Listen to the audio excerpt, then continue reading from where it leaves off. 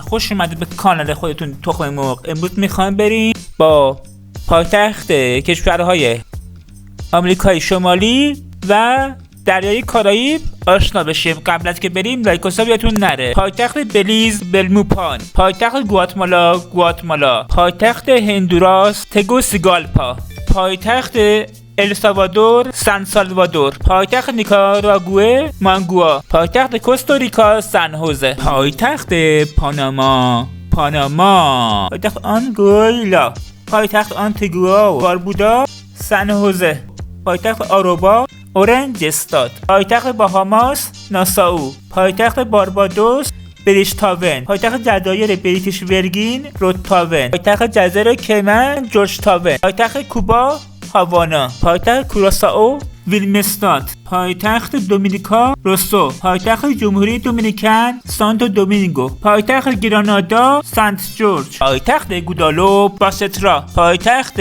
هایتی پورتوپرنس،